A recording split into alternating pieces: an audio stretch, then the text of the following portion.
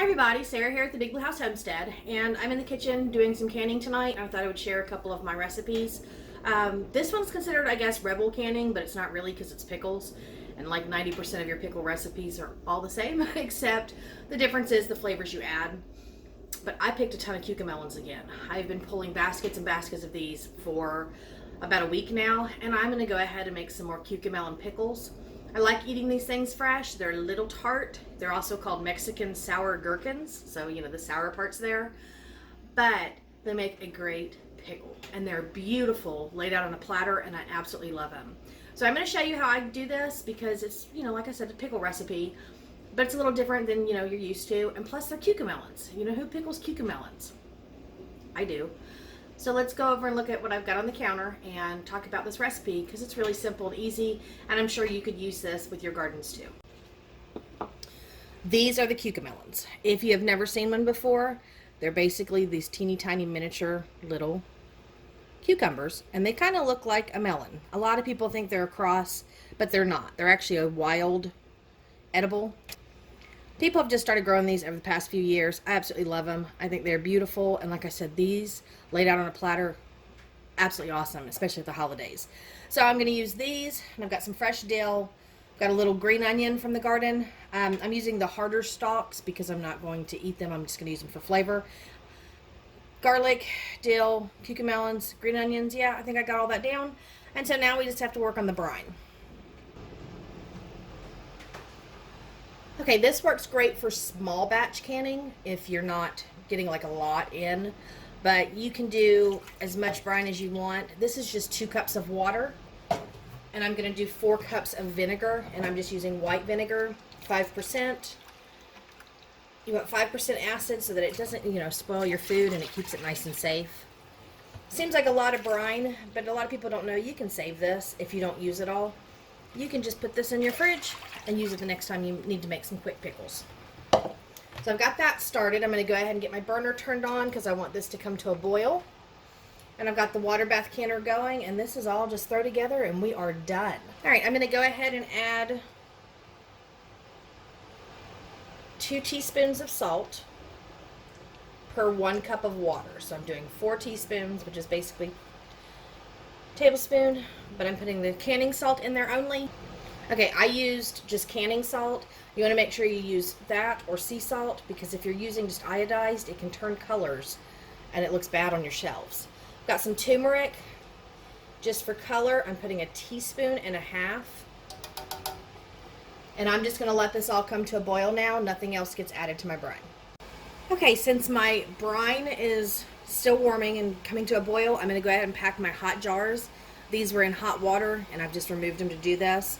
I start immediately by putting in the dill. Now, I didn't have 4 heads, but I don't need a lot. These are pretty good size flower heads anyway. I mean, they're pretty good size. So I'm just doing half of each in the bottom of my jars. And then I'm going to throw in a garlic clove. All right, so I'm putting 1 garlic clove into each jar. And then I cut the green onions up. It's up to you how you want to do it, but I like to put like 3-4 pieces in the bottom.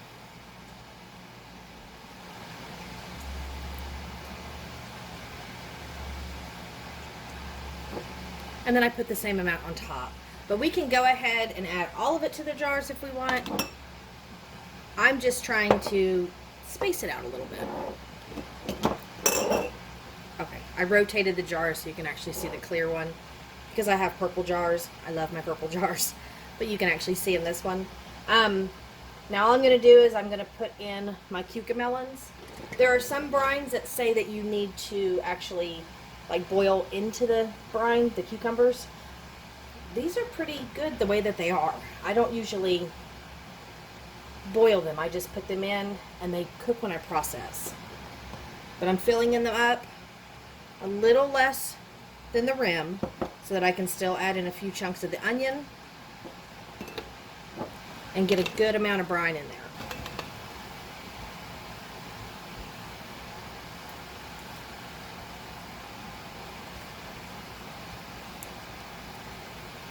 Okay, I'm actually short a little bit in this jar, but that's okay. I can still process those because they're almost completely full. And I didn't even use this one. I thought I had more cucamelons. That's what I mean by small batch canning.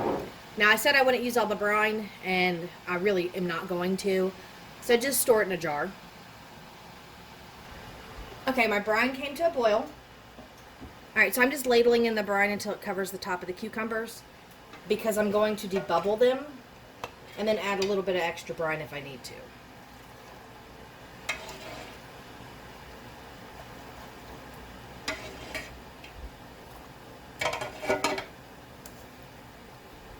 And at this point, I'm just going to stick my debubbler in and make sure I get all the air bubbles out. Get this all moved around. Be careful, it's hot. Very hot. Push my onion back down, and I want to make sure that I am right to the bottom rim. So I'm just going to ladle a little extra brine in there.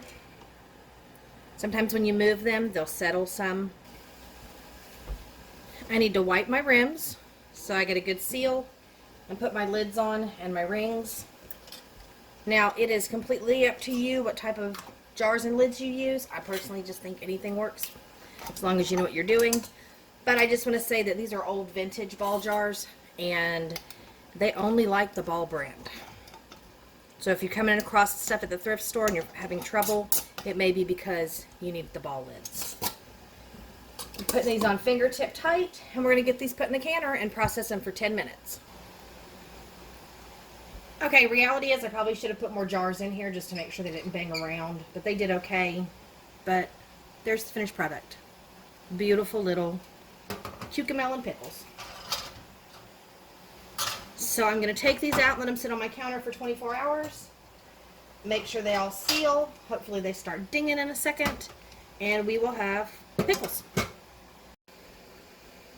Okay, so I've got the cucamelons done and I still have all that brine left. And I'm going to do a second video tonight because I have ground cherries.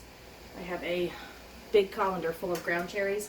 So if you want to know how it is that I pickle my ground cherries, please check out the next video to see that. But again, real simple and real easy. The turmeric's just there for color, and then everything else is just kind of your own flavors that you add. You can add onions that are just fresh sliced. You can add chives, anything that you want.